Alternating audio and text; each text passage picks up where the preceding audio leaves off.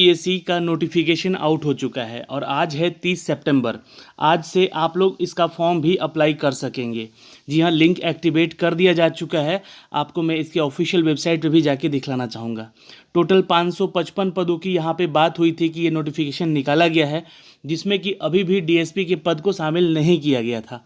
लेकिन आज के एक न्यूज़ अपडेट्स के माध्यम से आपको यहाँ पे अपडेट किया जा रहा है कि बिहार पब्लिक सर्विस कमीशन को लेकर यहाँ पे 575 पदों पर नियुक्ति की जो आवेदन है वो आज से शुरू हो जाएगी। तो 20 पद यहाँ पे डीएसपी के बढ़ाए गए हैं। यहाँ पे ये साफ साफ वर्णित किया गया है। बिहार लोक सेवा आयोग की तरफ से 67वीं बीपीएससी को लेकर यहाँ पर गुरुवार से ऑनलाइन आवेदन यानी कि आज से आवेदन शुरू हो जाएगा। 1 दर्जन से ज़्यादा विभाग में 575 पदों पर नियुक्ति के लिए आवेदन की जाएगी। टोटल मैंने आपको दिखलाया भी था कि टोटल यहाँ पे 14 ऐसे विभाग हैं जिनकी वैकेंसी यहाँ पे निकाली गई है और ली जाएगी। अब बिहार प्रशासनिक सेवा ने अनुमंडल पदाधिकारी और वरीय समाहर्ता पुलिस उपाधीक्षक पद के शामिल भी किए गए हैं यहाँ पे।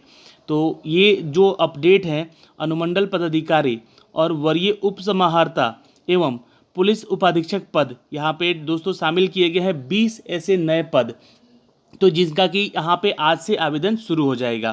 तो ये एक ब्रेकिंग न्यूज़ है आपके लिए भी और अच्छी खबर है कि 20 पदों का जो यहाँ पे अपडेट है वो और बढ़ा दिया गया है और टोटल अब 575 पदों की नियुक्ति यहाँ पे ली जाएगी। दोस्तों, आप सभी को क्लियर करना चाहेंगे कि आयोग के संयुक्त सचिव और सह परीक्षा नियंत्रक अमरेंद्र कुमार ने बताया कि 30 सितंबर यानी कि आज से अभ्यर्थी ऑनलाइन आवेदन कर सकेंगे और ऑनलाइन आवेदन में ज़्यादा समय नहीं लगेगा। और 67वीं बीपीएससी में सबसे अधिक ग्रामीण विकास पदाधिकारी के 133, नगर विकास सह आवास विभाग में नगर कार्यपालक पदाधिकारी का 110 पद, बिहार प्रशासनिक सेवा के 88 पद और ब्लॉक एससी एसटी कल्याण पदाधिकारी के 52 पद, राजस्व अधिकारी के 36 पद, पुलिस उपाधीक्षक के 20 पद शामिल किए गए हैं। 5 नवंबर तक ये वैकेंसी का अपडेट आपका चलता रहेगा, यानी कि 5 नवंबर तक आप आवेदन कर सकेंगे। लेकिन मैं कहूँगा कि लास्ट डेट का इंतज़ार मत कीजिएगा।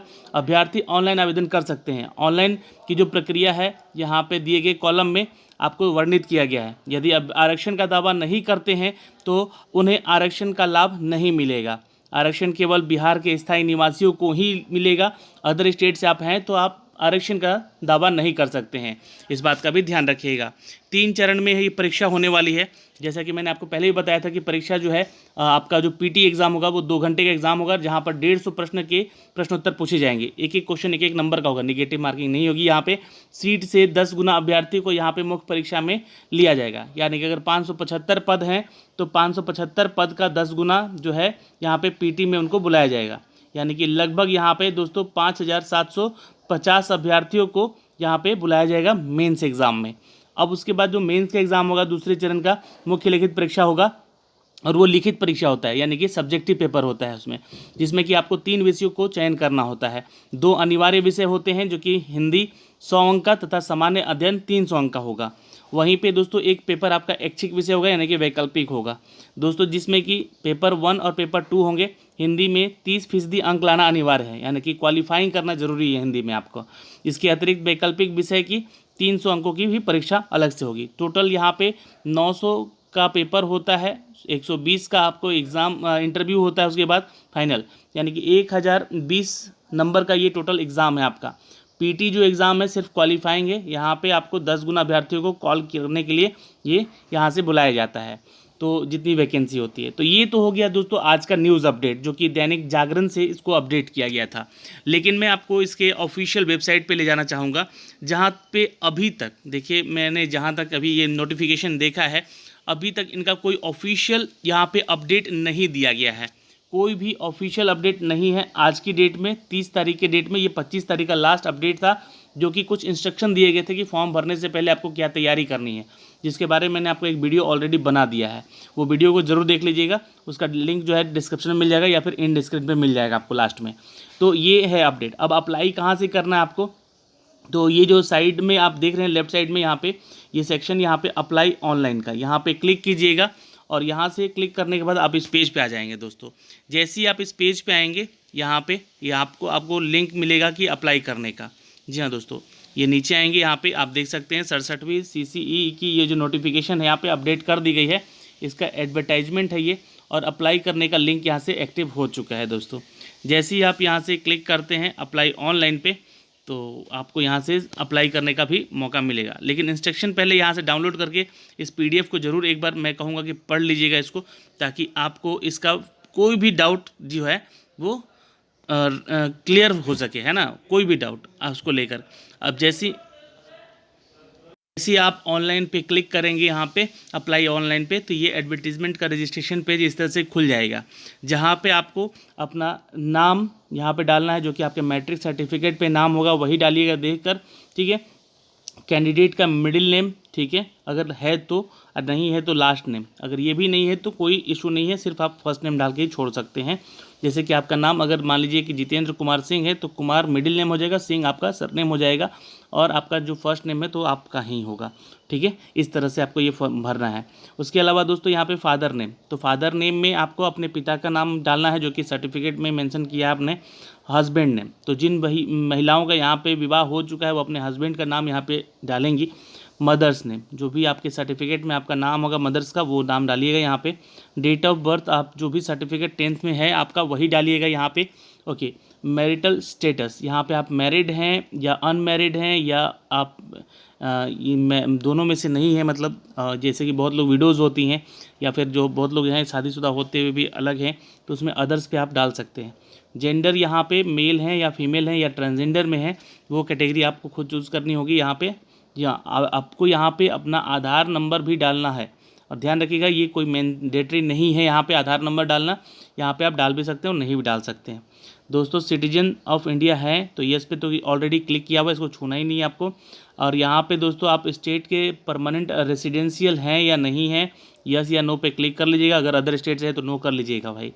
अगर आप यस पे क्लिक करते हैं तो आपको यहाँ का जो आरक्षण है वो फ़ायदा मिल सकता है, अगर आप कैटेगरी में आते हैं तो। आपका रिजर्व कैटेगरी में आते हैं तो यस कीजिएगा, अन्यथा नो पे क्लिक कर लें, छोड़ दीजिएगा यहाँ पे। अगर जनरल से हैं तो किस कैटेगरी में आते हैं, अगर यस पे क्लिक करते हैं तो किस कैटेगरी में इनमें से, तो उस पर क्लिक करना है। लेकिन अब ध्यान रखिएगा यहाँ पे जो छात्र यहाँ पे EWS या फिर SC या ST या EBC या BC कैटेगरी से हैं, तो उनके पास उनका जो है कास्ट सर्टिफिकेट होना चाहिए, और वो दोस्तों 5 नवंबर से पहले का बना होना चाहिए, इस बात का भी ध्यान रखिएगा। और नया भी होना चाहिए, उसका अगर पुराना है आपका ज़्यादा 1 साल से पुराना है तो उसको रिन्यूअल करा लीजिएगा, नहीं तो आप फॉर्म भरेंगे और बाद में जब वेरिफिकेशन होगा डॉक्यूमेंट तो उसमें ये सारी दिक्कतें हो सकेंगी। दोस्तों यहाँ पे क्वेश्चन पूछा गया है कि are you grandson freedom fighters as per the advertisement, तो अगर आप किसी भी स्वतंत्रता सेनानी के नाती पोते हैं या फिर नतिन है तो यहाँ पे यस कर लीजिएगा, नहीं तो नो पे छोड़ दीजिएगा। अगर आप यस करते हैं तो उसका भी सर्टिफिकेट आपको देना पड़ेगा, जी हाँ, ये ध्यान रखेंगे। और जब डॉक्यूमेंट वेरिफिकेशन होगा तब देना होगा, अभी तो फॉर्म भर सकते हैं फिलहाल आप लोग। फिजिकल डिसेबिलिटी में आते हैं अगर आप PH कोटे से हैं तो यस कीजिएगा, अन्यथा नो पे क्लिक करके छोड़ दीजिएगा। अगर आप यस करते हैं तो किस कैटेगरी में आप PH कोटे से आते हैं यहाँ पर आपको मैंसन करना पड़ेगा, ओके। यहाँ पर दोस्तों आगे है एड्रेस, यहाँ पे मेंशन किया गया, यहाँ ध्यान दीजिएगा। ये एड्रेस है आपका, ये कॉरेस्पॉन्डेंस एड्रेस है, और यहाँ पे आपको मेन एड्रेस, आपका जो परमानेंट एड्रेस है वो डालना है, ठीक है। दोनों अगर सेम है तो दोनों पे एक ही एड्रेस डाल के छोड़ दीजिएगा, ओके। अब यहाँ पे पूछा गया है कि जो भी एडवर्टाइजमेंट आपको दिया गया है इसमें क्या क्वालिफिकेशन आपका क्लियर है, तो यस पे क्लिक करके छोड़ दीजिएगा, नहीं तो नो पे कीजिएगा तो आपको आवेदन करने का मौका ही नहीं मिलेगा, ठीक है। अच्छा, फिर अपना एक ईमेल आईडी यहाँ पे डालना है, फिर उस पर ईमेल आईडी पे एक कोड जाएगा आपको, है ना। जैसे आप ईमेल आईडी डालिएगा और गेट ईमेल कोड डालिएगा यहाँ पे क्लिक करके, तो यहाँ पे एक कोड आपके ईमेल पे भेजा, तो वही कोड यहाँ पे डाल देना है। मोबाइल नंबर को भी यहाँ पे वेरीफाई करना है, तो मोबाइल नंबर डाल के यहाँ पे गेट मोबाइल OTP कर लेना है, तो यहाँ पे OTP डाल देना है यहाँ पे। देन इस कैप्चे को यहाँ पे डाल के आपको फाइनली यहाँ पे सबमिट एंड रजिस्ट्रेशन फॉर्म कर देना है, यानी कि आपका आज यहाँ से फाइनली सबमिट हो जाएगा रजिस्ट्रेशन फॉर्म।